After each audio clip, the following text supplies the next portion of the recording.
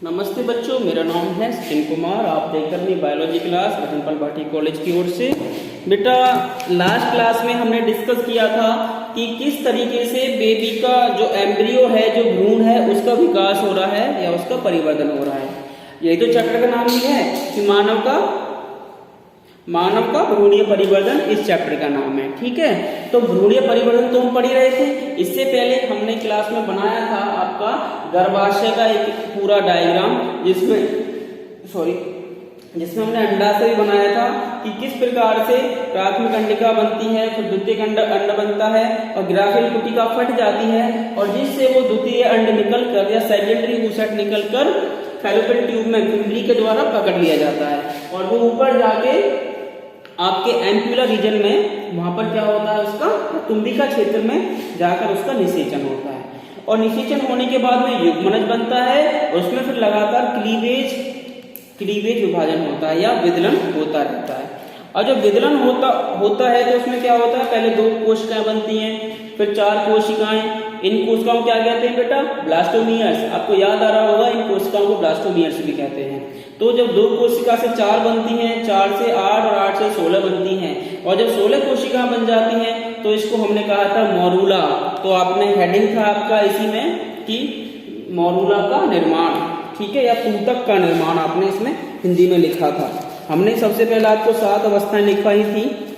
भ्रूण की परिवर्तन में 7 अवस्थाएं होती हैं और उनमें से कौन सा था? विदलन के बाद में तूतक या मोरूला का निर्माण। उसके बाद में आता है आपका ब्लास्टोसिस्ट यानी कि कोरक कुटी का निर्माण।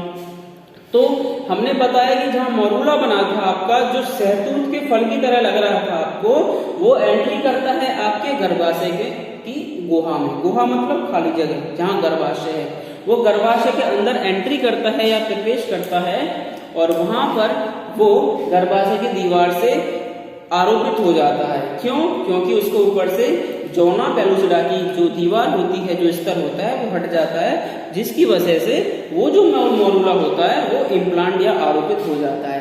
लेकिन अब उसे मोरूला नहीं कहते क्योंकि वो ब्लास्टुला बन चुका होता है। उसे क्या कहते हैं?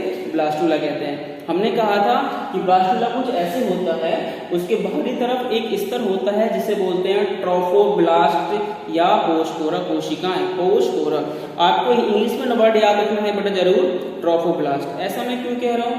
क्योंकि ये वर्ड सिंपल भी है, हर कोई लेता भी है और आप 12th के बाद में चाहे MBBS करें या BMS करें या फार्मेसी करें या नर्सिंग करें, आप जो भी करेंगे मोस्टली आपको इंग्लिश ही मिलने वाली है। तो वहां पे आपसे कोई पोस्टपोरक नहीं बोलेगा, वहां आपको सब समझाएंगे ट्रोफोब्लास्ट बोल के। ठीक है, तो आपको इंग्लिश के वर्ड से याद करने हैं मोस्टली। अधिकतर इंग्लिश नहीं यूज करनी है क्योंकि आपका मीडियम हिंदी है, तो हिंदी मीडियम वाले बच्चे हिंदी का प्रयोग करेंगे, लेकिन बीच बीच में जो इंपॉर्टेंट वर्ड्स हैं उनकी अंग्रेजी उनको यूज करनी है। जैसे मैंने कहा यहाँ पर कि जो आउटर लेयर है या जो बाहरी जो आवरण है, इसको हमने कहा ट्रोफोब्लास्ट। अब चलते हैं आगे। देखिए, अब तक ये जो ब्लास्टुला है, ये ब्लास्टुला गर्भ में आरोपित हो चुका है, गर्भाशय की दीवार है उसके अंदर पहुंच चुका है। दीवार कौन सी है? एंडोमेट्रियम की दीवार। ठीक है, तो एंडोमेट्रियम स्तर में ये गर्भाशय के अंदर पहुंच चुका है और अपना विकास कर रहा है। विकास करने में क्या होगा, ये जो ट्रोफोब्लास्ट का स्तर है यह 2 भागों में विभाजित हो जाएगा या 2 स्तर बनाएगा। और 2 स्तर कौन कौन से बनाएगा? एक तो बाहरी आवरण बनाएगा, बाहरी मतलब एक बनाएगा ये बाहरी आवरण। मैं यहाँ पे लिख रहा हूं बेटा, मैं यहाँ पे हिंदी में लिख देता हूं आपके लिए। इस टॉपिक का नाम है गैस्ट्रुला भवन।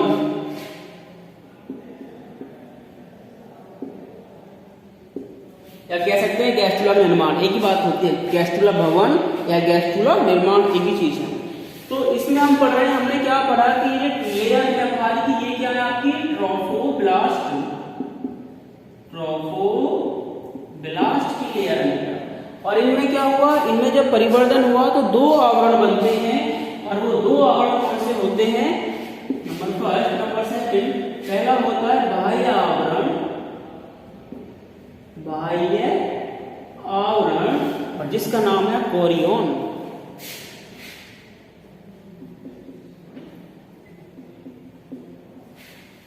इसका नाम क्या है बेटा? इसका नाम है कोरियन।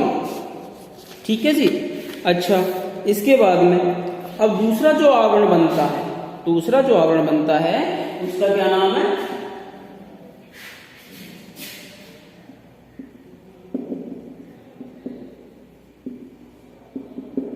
अंत्य आवरण। ठीक है, और दो आवरण बन गए। अब इनका फंक्शन क्या है सर, काम क्या है इन आवरण का? ये बन तो गए, तो भैया जो ऊपर वाला कोरियन है उससे क्या बनेगा? आपका अपरा बनेगा, अपरा प्लेसेंटा। ये क्या होता है? आपने जब बच्चा पैदा होता है तो कभी देखा होगा उसकी नाड़ी से, उसकी नाभि से एक रज्जू निकलता है, एक कॉर्ड लाइक स्ट्रक्चर निकलता है, एक नलिका सी लगी होती है और एक डिस्क शेप में एक स्ट्रक्चर और होता है मांस का बना हुआ, जिसे अपरा कहते हैं। तो अपरा कहां से बनेगी? कोरियन से। तो सबसे पहले क्या होगा, इसमें उंगली के समान प्रवर्ध निकलेंगे, उंगली के समान प्रवर्ध निकलेंगे। मैं लिख देता हूं, उंगली के समान प्रवर्ध निकलेंगे बेटा। और ये प्रवर्ध क्या करेगा? जो गर्भाशय का एंडोमेट्रियम स्तर है उसमें जाके धंस जाएगा और धंसकर वहां से अपना पोषण प्राप्त करेगा और जिससे अपरा का निर्माण होगा। क्या बनेगा बेटा? अपरा। अपरा को क्या बोलते हैं? प्लेसेंटा भी कहते हैं, PLACENTA, प्लेसेंटा भी कहा जाता है। तो अपरा बन जाएगा, यानी कि प्लेसेंटा का फॉर्मेशन हो जाएगा। अब बात अक्सर कि प्लेसेंटा अपरा क्या होता है भैया? मदर की दीवार, मदर की जो एंडोमेट्रियम स्तर है गर्भाशय का, तो मदर का एंडोमेट्रियम स्तर गर्भाशय के जो है और फीटस जो घर में बच्चा है उसके बीच में एक अंदरूनी, एक आंतरिक कनेक्शन या संबंध बनता है, जिसके द्वारा जो भ्रूण या फीटस है वो अपनी मां से पोषण ले सकता है, अपने वेस्ट पदार्थ जो है, अपशिष्ट पदार्थ, उनको बॉडी से बाहर निकाल सकता है। तो हम कह सकते हैं कि अपरा ही सारा काम करता है, अच्छी चीजें लेता है ग्रो करने के लिए और बुरी चीजों को अपरा खुद फीटस की चीजें जो है उनको अपरा के द्वारा बाहर भेज देता है। तो अपरा एक ऐसा कनेक्शन होता है माँ और गर्भ में पल रहे बच्चे के बीच में, जिसके द्वारा उस बच्चे का डेवलपमेंट या विकास होता रहता है। समझ पाए मेरी बात को? तो सबसे पहले क्या हुआ, ट्रोफोब्लास्ट की लेयर ने क्या काम करा? दो आवरण बनाए। पहला बनाया आपका बाह्य आवरण जिसे बोलते हैं कोरियन, और इससे बनता है बेटा अपरा या प्लेसेंटा। ठीक है, अच्छा सेकंड क्या? अंत्य आवरण बनेगा। अंत्य आवरण से क्या होता है, जो गर्भ में बच्चा होता है उसके चारों ओर आवरण लगे होते हैं, इसे बोलते हैं आवरण लगे होते हैं, और वो निर्मित होते हैं आपके इस वाले सेकंड लेयर से। किससे होते हैं? सेकंड लेयर से वो बनते हैं। ठीक है, हालांकि इस लेयर का इस फीटस या भ्रूण के बर्थ में या ग्रो में, डेवलपमेंट में कोई काम नहीं होता है, लेकिन फिर भी क्या काम करती है? मानो ये फीटस है तो इसके चारों ओर जो आवरण बनेगा वो आपका इस अंत्य आवरण के द्वारा बनता है। ठीक है, इससे बोलते हैं कि एक्स्ट्रा सुपरफिशियल लेयर का फॉर्मेशन होता है। चलो छोड़ते, अब यहाँ पे लौटते हैं दोबारा ब्लास्टुला की तरफ में। ये चीज आपको दिख रही है, ये हमने पढ़ा, ये ट्रोफोब्लास्ट की लेयर है और ये क्या क्या काम करती है। ठीक है, इसी बीच हम बात करते हैं इसकी। ये क्या है आपका? इनर सेल मास, आंतरिक कोशिकीय पिंड, जो आपने पढ़ा था ICM। ये क्या है? ICM है, इसको आपने कहा था आंतरिक कोशिकीय पिंड कहा था। अब आंतरिक कोशिकीय पिंड में क्या होता है, जब इसमें विकास हो रहा है तो इसमें विकास होना जायज है, इसमें विकास होगा तो फिर क्या होगा? तीन स्तर बन जाएंगे। क्या बनेंगे? 3 स्तर बनेंगे। ये जो है ICM जो है आपका, जिसे आप आंतरिक कोशिकीय पिंड भी कह रहे हैं, इससे क्या होगा? 3 स्तर बनेंगे। 3 कौन कौन से? पहले का नाम एक्टोडर्म, बीच वाले का नाम मीसोडर्म या मीजोडर्म, मीसोडर्म। ठीक है बेटा, और लास्ट वाले का नाम क्या करेंगे? Endoderm, endoderm. कहोगे सर ये क्या चीज नहीं आ गई? अब एक्टोडर्म, मीसोडर्म, एंडोडर्म। सिंपल बात है, इन तीनों लेयर से ही बेटा पूरे बच्चे का विकास होना है। यही रेस्पॉन्सिबल होती है भ्रूण के बनने में या बच्चे को निर्मित करने में। इन्हीं तीनों लेयर से आपके पूरे बॉडी के अंग बने हैं। आप जो खुद बने हैं, आपकी हर एक चीज, आपके बाल, आपके स्किन, आपका पेट, लीवर, श्वास नली, ये सब चीज किनसे बनी है? इन तीनों कोशिकाओं से मिलकर बनी है। इनको हम स्टेम सेल भी कहते हैं, स्टेम कोशिका भी कहते हैं। क्या कहते हैं इनको? स्टेम कोशिका।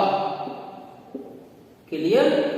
क्योंकि ये टोटिपोटेंट होती है, मतलब कि ये ऐसी कोशिकाएं होती हैं जो पूरे शरीर में किसी भी अंग को बनाने में सक्षम होती है। क्लियर? तो अब जब ब्लास्टुला में ये तीनों लेयर्स का फॉर्मेशन होना शुरू हो जाता है, इस कंडीशन पर, इस अवस्था को कहा जाता है गैस्ट्रुला भवन। क्या कहा जाता है? गैस्ट्रुला भवन। और इनके बनने की जो रचना होती है उसे कहते हैं गैस्ट्रुला। ठीक है, नोट्स मैं आपको भेज दूंगा, बस समझ जाइए मेरी बात। ब्लास्टुला बना हुआ था, इसको हमने अलग दो भागों में बांट दिया बेटा, ट्रोफोप्लास्ट और आंतरिक कोशिकीय पिंड।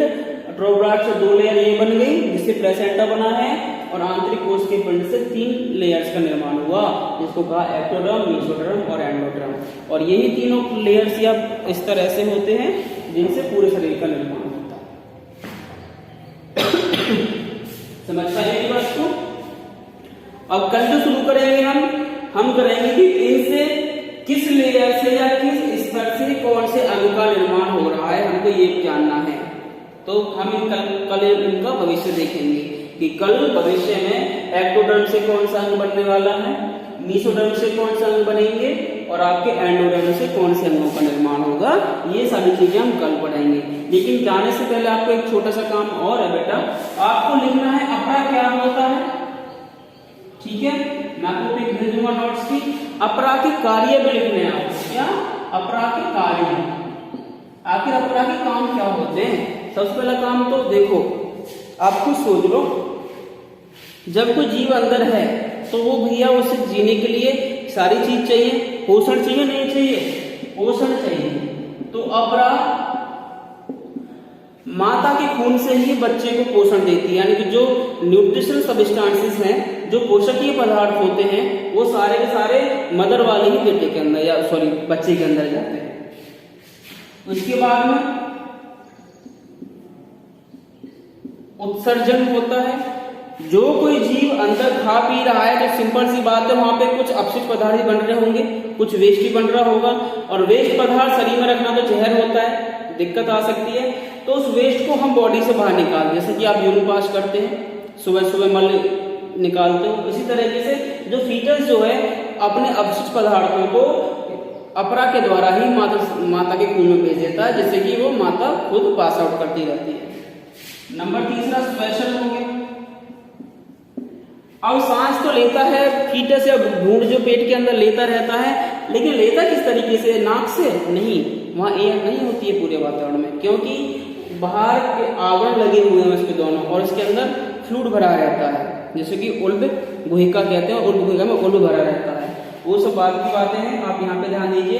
तो श्वसन कैसे करेगा कि जो अपरा है, अपरा एक चौड़ी प्लेट में रचना होती है जो गर्भाशय की दीवार में लगी होती है, तो वहां से एक नाभि, एक रज्जु आता है जो आपकी नाभि से अटैच होता है, मतलब बच्चे की नाभि से अटैच होता है, और नाभि के द्वारा ही ये सारे काम होते हैं। तो श्वसन भी कौन कैसे करेगा? नाभि के द्वारा करेगा। नाभि में जो खून आ रहा है उसमें ऑक्सीजन मिली हुई आती है, जैसे कि भ्रूण जो यूज करता रहता है।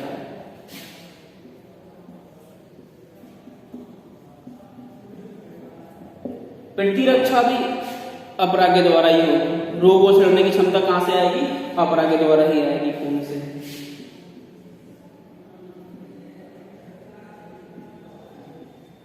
अपरा अवरोधक भी होता है। अवरोधक मतलब अगर ब्लड में कोई खराब चीज है जो कि बच्चे को हानि कर सकती है, जो दिक्कत कर सकती है, तो अपरा उसको रोक देता है और उसे भ्रूण तक जाने नहीं देता। तो मतलब कई सारे काम है ये अपरा करता है। ठीक है जी, ये बात समझ गए।